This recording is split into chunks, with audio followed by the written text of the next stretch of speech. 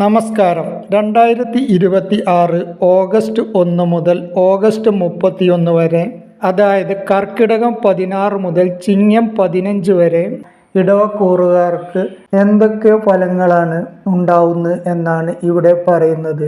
August മാസത്തിലെ ഗ്രഹനില പരിശോധിക്കാം. രവി മാസാരംഭത്തിൽ കർക്കിടകത്തിലാണ്.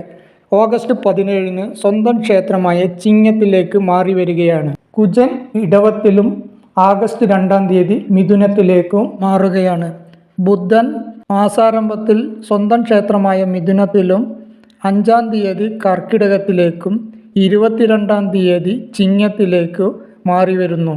ശനി മീനത്തിലാണ്. രാഹു കുംഭത്തിലും കേതു ചിങ്ങത്തിലുമാണ്. വ്യാഴം അതിൻ്റെ ഉച്ചരാശിയായ കർക്കിടകത്തിലാണ്. ശുക്രൻ അതിൻ്റെ നീചരാശിയായ കന്നിയിലുമാണ്. കുജൻ 2 ശത്രുക്ഷേത്രത്തിലേക്കാണ് മാറുന്നത്. എന്നാൽ ബുധൻ ഇപ്പോൾ സ്വന്തം ക്ഷേത്രത്തിൽ നിൽക്കുകയും 5 ശത്രുക്ഷേത്രത്തിലേക്ക് മാറുകയും 22 വീണ്ടും ബന്ധുക്ഷേത്രത്തിലേക്ക് വരികയുമാണ്. മറ്റുള്ള ഗ്രഹങ്ങൾ ഈ സമയത്ത് മിത്രക്ഷേത്രത്തിലുമാണ്.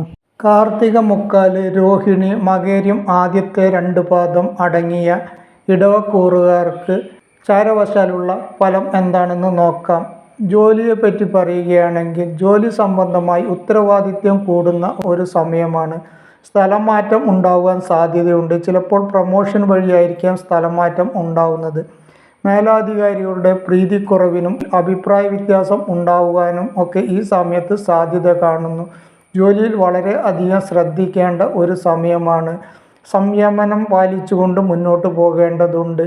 ജോലി മാറുവാൻ ആഗ്രഹിക്കുന്നവർക്ക് ഈ സമയത്ത് അതത്ര ഗുണകരമല്ല. ശ്രദ്ധയും തൊഴിലിടങ്ങളിൽ അഭിപ്രായ വ്യത്യാസമില്ലാതെയും മുന്നോട്ട് പോകേണ്ട സമയമാണ്. ബിസിനസ് സംബന്ധമായി പറയുകയാണെങ്കിൽ, ബിസിനസ്സിൽ നേട്ടമുണ്ടാകുന്ന വർഷമാണ്. ലാഭമുണ്ടാക്കുവാനും പുതിയ പങ്കാളിത്ത ബിസിനസ് തുടങ്ങുവാനുമൊക്കെ ഈ സമയത്ത് സാധ്യതയുണ്ട്. സാമ്പത്തികമായി വളരെ അധികം നല്ല സമയമാണ്. വരുമാനം വർദ്ധിക്കുന്ന സമയമാണ്. വ്യത്യസ്ത രീതിയിൽ വരുമാനം ഉണ്ടാക്കുവാനും കഴിയുന്ന സമയം കൂടിയാണ്. വരുമാന പുരോഗതി ഉണ്ടാവുന്നതാണ്. അതേപോലെ തന്നെ നിക്ഷേപം വർദ്ധിപ്പിക്കുവാനും കഴിയുന്നതാണ്. ചിലവ് വർദ്ധിക്കുന്ന സമയമായതുകൊണ്ട് തന്നെ പണം ഇടപാടുകളിൽ പ്രത്യേക പ്ലാനിംഗ് ആവശ്യമാണ്. സാമ്പത്തിക അച്ചടക്കം ഈ സമയത്ത് അത്യാവശ്യമാണ്. ആരോഗ്യകരമായി പറയുകയാണെങ്കിൽ വളരെ അധികം ശ്രദ്ധിക്കേണ്ട സമയമാണ്. പ്രത്യേകിച്ച് മുതിർന്നവർക്ക് രോഗങ്ങൾ അലട്ടുവാൻ സാധ്യതയുണ്ട്. ആരോഗ്യകരമായി ചെറിയ പ്രശ്നങ്ങൾ ഉണ്ടാകുമ്പോൾ അപ്പോൾ തന്നെ ചികിത്സിക്കേണ്ടതുണ്ട്. കുടുംബ സംബന്ധമായി പറയുകയാണെങ്കിൽ ഒരു സമ്മിശ്ര ഫലമാണ്. സംസാരത്തിൽ ശ്രദ്ധിക്കണം. ദമ്പതികൾ തമ്മിൽ അഭിപ്രായ വ്യത്യാസം ഉണ്ടാകുവാൻ സാധ്യതയുണ്ട്. ക്ഷമ വളരെ അധികം വേണ്ട സമയം കൂടിയാണ്. എടുത്തുചാട്ടവും ദേഷ്യവും ഒക്കെ ഒഴിവാക്കേണ്ട സമയമാണ്. പ്രണയിക്കുന്നവർക്ക് സമ്മിശ്രമായ ഫലമാണ്. തെറ്റിദ്ധാരണ ഉണ്ടാകുവാൻ സാധ്യതയുണ്ട്. പ്രധാന തീരുമാനങ്ങളൊക്കെ എടുക്കുമ്പോൾ വളരെ അധികം ശ്രദ്ധിച്ചു വേണം. സംസാരം നിയന്ത്രിക്കേണ്ടത് ഉണ്ട്.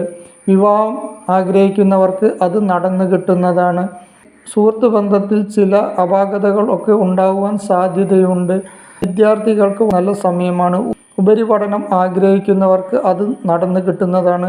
കഠിനാധ്വാനം ഒക്കെ കൂടുതൽ വരുമെങ്കിലും വിജയം നേടുവാനും പുതിയ കോഴ്സിന് ആഗ്രഹിക്കുന്നവർക്ക് ലഭിക്കുവാനും ഒക്കെ ഈ സമയം സാധ്യതയുണ്ട്.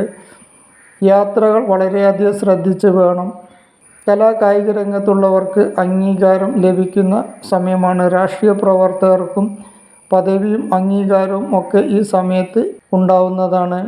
ദോഷങ്ങൾ പരിഹരിക്കുന്നതിന് വേണ്ടി വിഷ്ണു ക്ഷേത്ര ദർശനം നടത്തുകയും വഴിപാടുകൾ ചെയ്യുകയും വിഷ്ണു സഹസ്രനാമം ജപിക്കുകയും സുബ്രഹ്മണ്യ സ്വാമിക്ക് വഴിപാടുകൾ ചെയ്യുകയും ഹനുമാൻ ചാലീസ കഴിയുമെങ്കിൽ നിത്യവും ജപിക്കുകയും ദേവീക്ഷേത്രത്തിൽ വഴിപാട് ചെയ്യുകയും ദക്ഷിണമൂർത്തിക്ക് വഴിപാടുകൾ ചെയ്താൽ ഈ മാസം ഉണ്ടാകുന്ന ദോഷഫലങ്ങൾ ലഘൂകരിക്കുവാൻ കഴിയുന്നതാണ്.